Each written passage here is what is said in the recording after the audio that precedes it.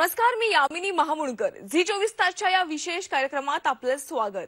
आज आपण belly fat म्हणजेच कमरेभोवतीची अतिरिक्त चरबी आणि मधुमेहासंदर्भात विशेष चर्चा करणार आहोत.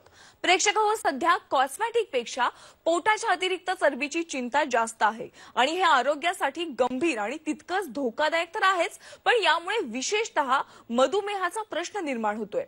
कमरेभोवती जास्तीची चरबी, ज्याला विसरेल फॅट असं देखील म्हणतात, ज्याचा इन्सुलिन प्रतिरोधनाशी परस्पर संबंध आहे, जे टाईप 2 मधुमेहाच्या विकासातील एक महत्त्वाचा घटक आहे.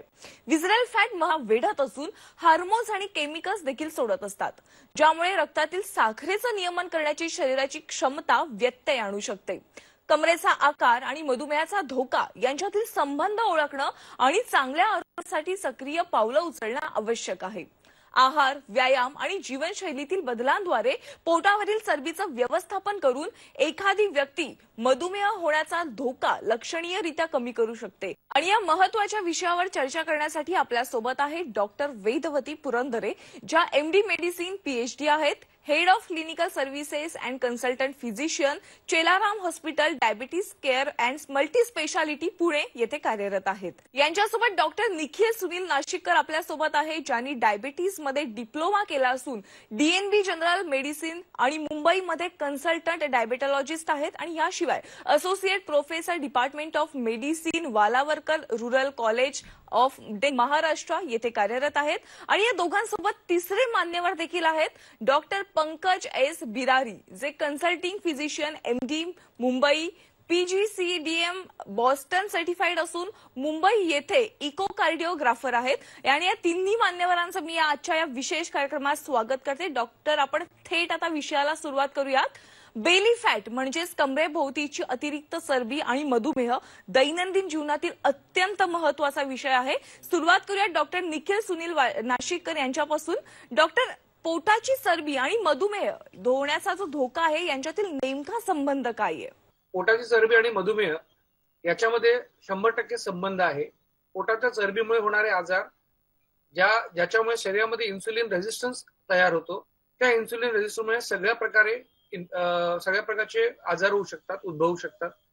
पहिलं म्हणजे नुसता मधुमेहच नाही, तर इन्सुलिन शरीरामध्ये इतर प्रादुर्भाव पण मेटाबॉलिक सिंड्रोम जे म्हणतात ते होऊ शकतात. त्याच्यामुळे मेटाबॉलिक इतर आजार जसे रक्तामधले ब्लॉकेजेस, ज्याला आपण हार्ट अटॅक ज्याच्यामुळे हार्ट अटॅक येतो किंवा अर्धांगवायू येतो, प्रेग्नन्सीमध्ये होणारे कॉम्प्लिकेशन्स आहेत, त्यातल्या त्यात दम लागणे, थकवा येणे आणि महत्वाचं म्हणजे OSA नावाचा ऑब्स्ट्रक्टिव्ह स्लीप ऍपनिया नावाचा एक आजार असतो, ज्याच्यामुळे आपल्या शरीरामध्ये झोप पूर्ण न झाल्यामुळे सतत झोप येत राहते, आळस येत राहतो आणि त्याची आणखीन पुढे जाऊन त्याचा परिणाम ही एक सायकल तयार होते.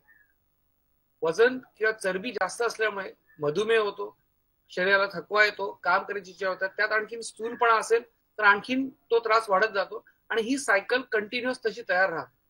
ह्या सायकलमध्ये सगळ्या प्रकारचे दुष्परिणाम, मेटाबॉलिक डिसिजेस जसं हार्टमध्ये हार्ट अटॅक, नंतर रक्तवाहिन्या ब्लॉक झाल्यामुळे आलेला आपला अर्धांगवायू किंवा लकवा आपण ज्याला म्हणतो ते, प्रेग्नन्सीमध्ये होणारे कॉम्प्लिकेशन्स आहे होणे, त्याला ऑस्टिओपोरोसिस म्हणतो, आणि दम लागणे किंवा श्वासोच्छवासाला त्रास होणे, हे सगळे प्रकार त्या ओबेसिटीमुळे होतात. आजकाल इन्फर्टिलिटी किंवा वंध्यत्व जे आहे त्याचं प्रमाण वाढत चालतंय, कारण आता सगळ्या यंग मुलांमध्ये आणि मुलींमध्ये आपण बघण्यात येतो की ओबेसिटी याचं प्रमाण जास्त आहे. तर अशा प्रकारे मधुमेह शिवाय त्याचे दुष्परिणाम आणि बाकी मेटाबॉलिक आजार सुद्धा ओबेसिटीमुळे किंवा शरीरातल्या पोटाच्या चरबीमुळे, फक्त पोटाच्या चरबीमुळे असते. डॉक्टर पंकज बिरारी यांना मी पुढचा प्रश्न विचारते. डॉक्टर, शरीराच्या इतर भागांतील चरबीपेक्षा कमरेभोवती जास्तची चरबी धोकादायक का आहे? कमरेभोवतीची चरबी जी आहे, आपण त्या चरबीला आपण विसरल फॅट म्हणून, म्हणजे अंतर्गत चरबीला आपण ते समजतो. जेव्हा अंतर्गत चरबी जेव्हा जास्त होऊन जाते, याचाच अर्थ विसरल फॅट जेव्हा जास्त जातो, त्याचाच अर्थ की बेली फॅट म्हणजे पोटावरची चरबी जेव्हा वाढून जाते, तर हे अंतर्गत चरबी जी असते ती आपल्या रक्तवाहिन्यांच्या आतल्या बाजूला जमा होत जाते आणि त्या आतल्या रक्तवाहिनीतल्या ज्या आतल्या स्नायू जे असतात त्याला आपण एंडोथिलियम म्हणतो, ते डॅमेज करू लागते. जेव्हा एंडोथिलियम डॅमेज होतो तो फक्त एकाच रक्तवाहिनीपर्यंत मर्यादित नसतो. म्हणून मग तो हृदयाचे रक्तवाहिनीमध्ये पण डॅमेज करू शकतो, फुफ्फुसच्या पण रक्तवाहिनीच्या मध्ये डॅमेज करू शकतो किंवा नुकसान करू शकतो, मेंदूच्या रक्तवाहिन्यांमध्ये पण नुकसान करू शकतं. त्या कारणाने जेव्हा एंडोथिलियम डिस्ट्रप्शन होतं किंवा एंडोथिलियम लॉस होतो, मग आपल्याला मधुमेहासारखे आजार होऊ शकतात, डायबिटीज बरोबर पॅरालिसिस होऊ शकतं, हृदयविकाराचे आजार असू शकतात, किडनीचे विकार असू शकतात. म्हणून फक्त आणि फक्त पोटावरची चरबी कमी केल्याने सुद्धा हे बऱ्यापैकी नियंत्रण निर्माण होऊ शकतं. इतकं प्रभाव पोटावरची चरबीचं इतर आजारांवर आहे का? कारण ते रक्तवाहिन्यांच्या आतल्या स्नायूंना म्हणजे एंडोथिलियमला डॅमेज केलं असल्यामुळे.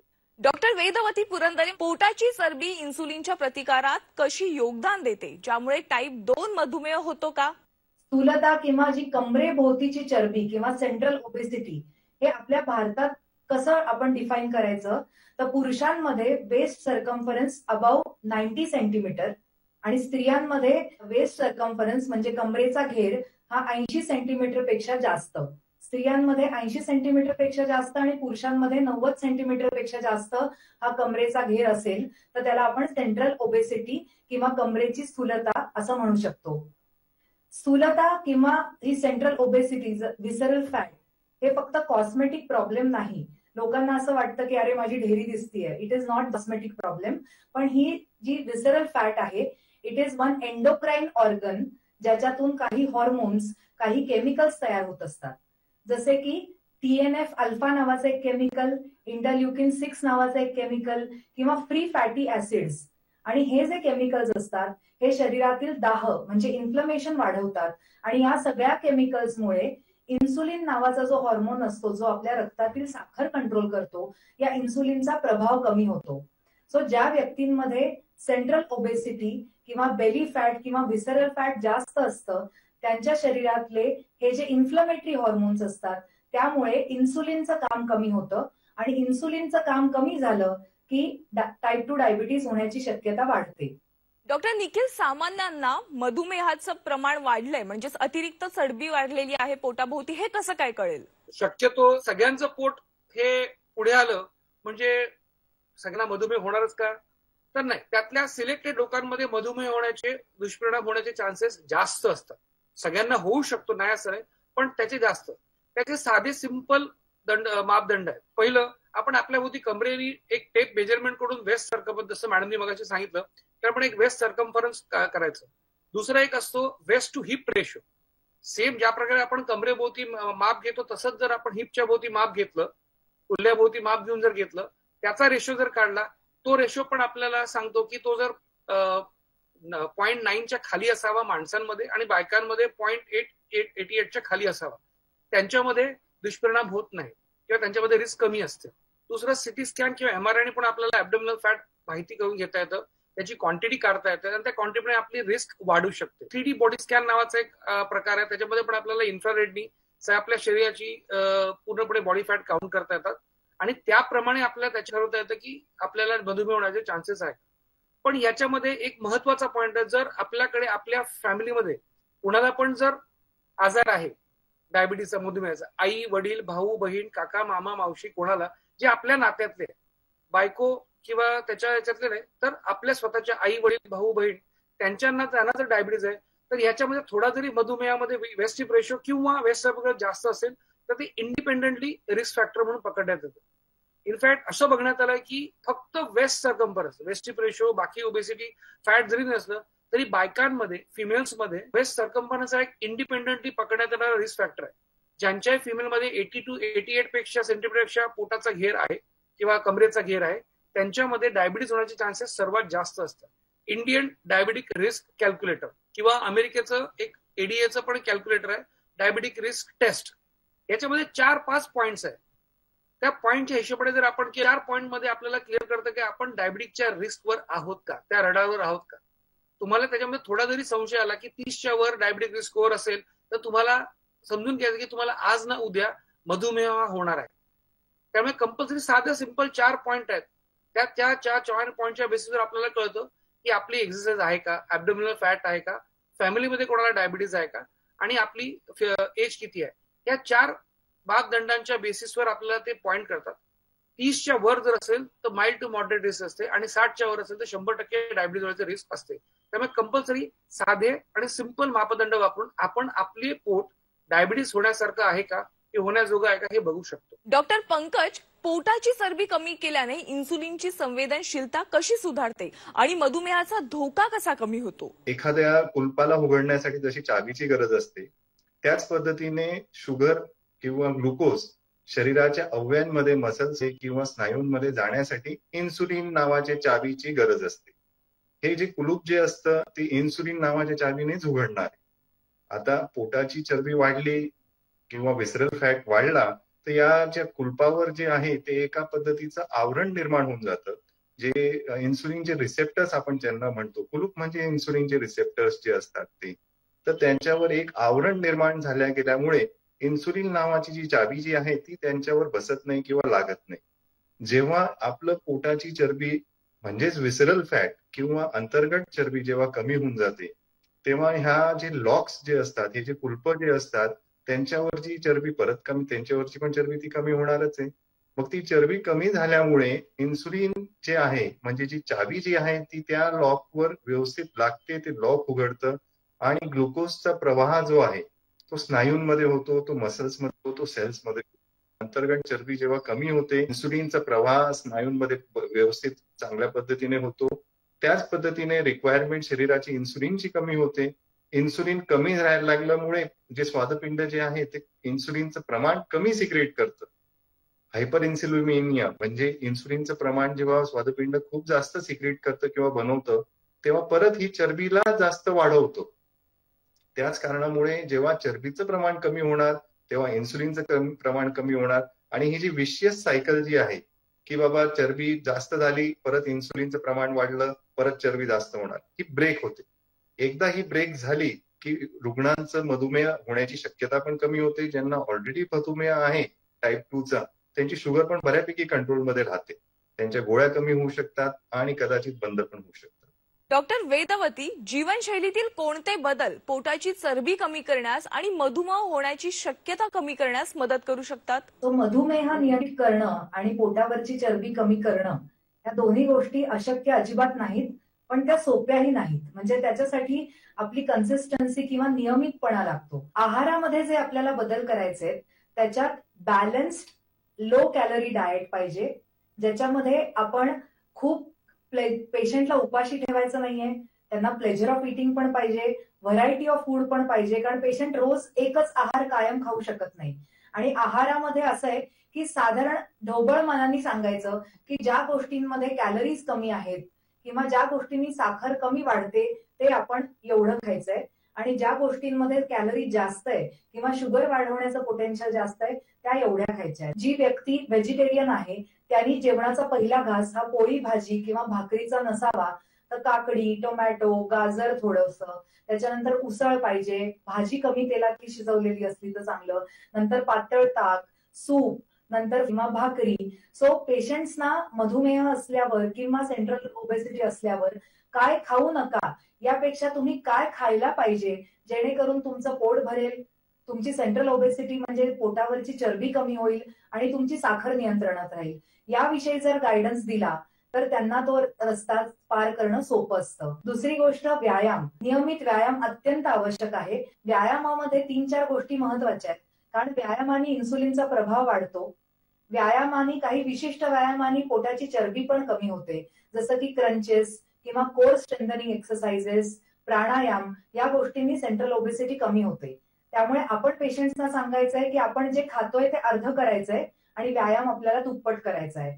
सिटिंग इज न्यू स्मोकिंग असं म्हणलं जातं. तुम्ही एके ठिकाणी 30 मिनिटापेक्षा जास्त बसलात तर तुम्हाला धूम्रपाना इतका कार्डिओव्हॅस्क्युलरचा रिस्कचा धोका आहे. त्यामुळे एवढं लक्षात घ्यायचंय की आपण फिजिकल ऍक्टिव्हिटी या चलन-वलन हे वाढवलं पाहिजे. तिसरं म्हणजे जे रुग्ण अल्कोहोल घेत असतील त्यांनी त्याचं प्रमाण कमी करावं, कारण त्यांनी सेंट्रल ओबेसिटी म्हणजे स्थूलता आणि मधुमेह दोन्ही वाढू शकतो. स्ट्रेस रिडक्शन, ताणतणाव मुक्ती याचा पण डायबिटीज आणि सेंट्रल ओबेसिटीवर चांगलाच फायदा राहतो. आणि जसं आपण म्हणलो की ज्यांना डायबिटीज आहे, ज्यांना टाईप 2 डायबिटीज आहे, त्यांना काही औषधी आहेत ज्यांनी सेंट्रल ओबेसिटी किंवा ओव्हरऑल शरीरातली चरबी कमी होऊ शकते. चौथी महत्वाची गोष्ट आहे bariatric surgery.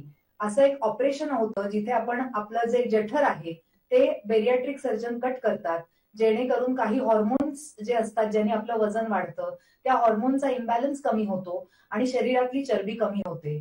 So bariatric surgery हा पण एक ऑप्शन आहे.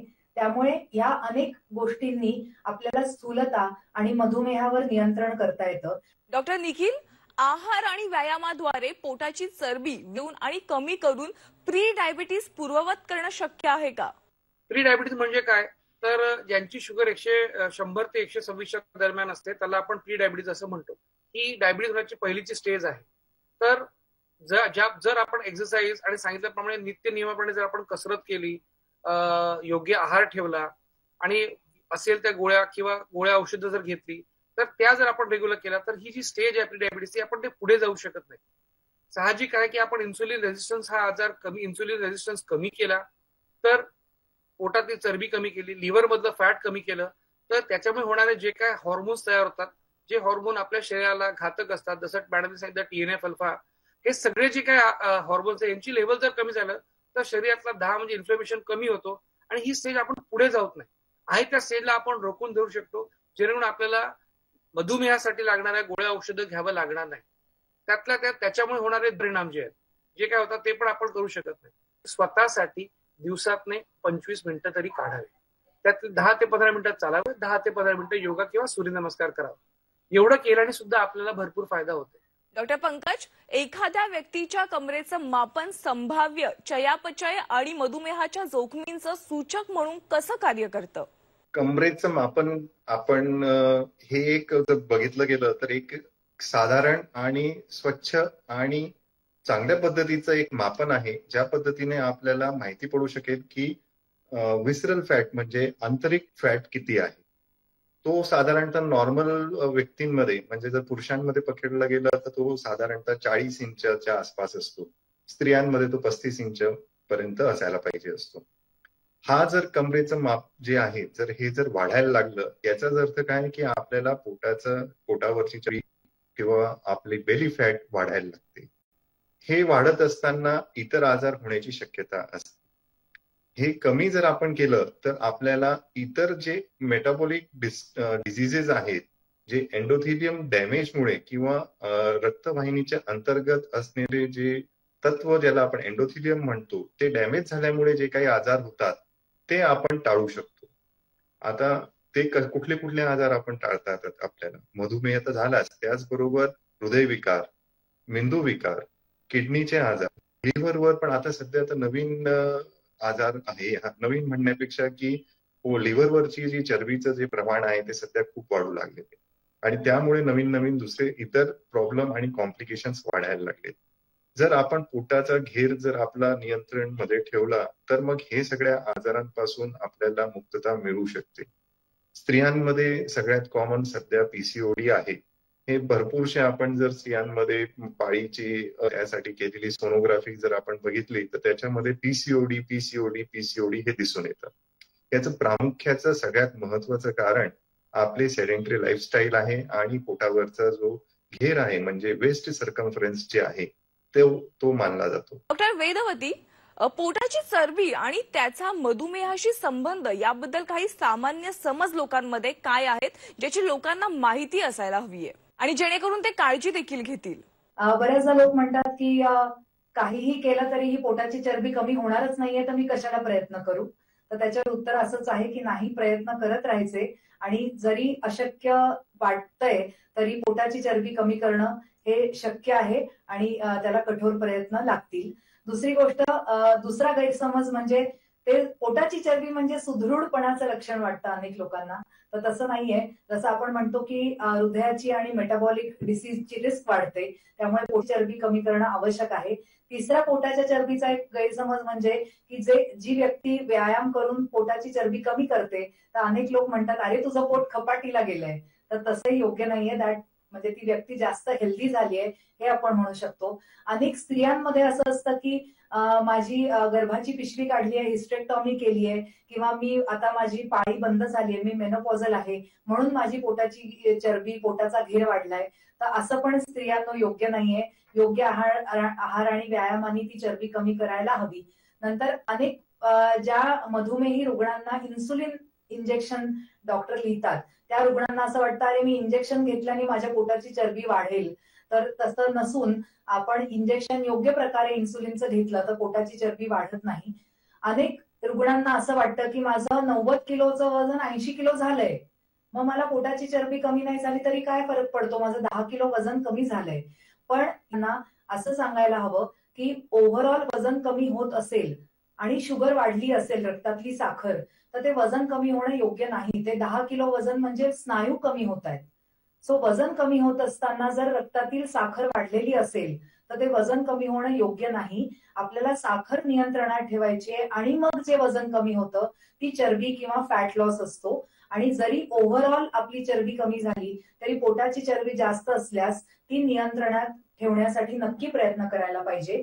आणि ह्याच्या विरुद्ध अजून पण काही गैरसमज असते की रुग्णांना असं वाटतं की मी व्यायाम केला आणि माझं वजनच कमी होत नाही तर मी प्रयत्न करत नाही. तर व्यायाम करत राहायचा, आहार फॉलो करत राहायचा. तर आज आपल्याला डॉक्टरांनी बेली फॅट म्हणजेच कमरेभोवतीची अतिरिक्त चरबी आणि मधुमेह संदर्भात विशेष अशी माहिती आपल्याला सगळ्यांना दिलेली आहे. त्याबद्दल मी सगळ्या डॉक्टरांचे मनापासून आभार मानते. आणि आजच्या झी24 तासच्या या खास कार्यक्रमात झाल्यास इथेच थांबण्याची. तुम्ही कुठेही जाऊ नका, पाहत रहा झी24 तास.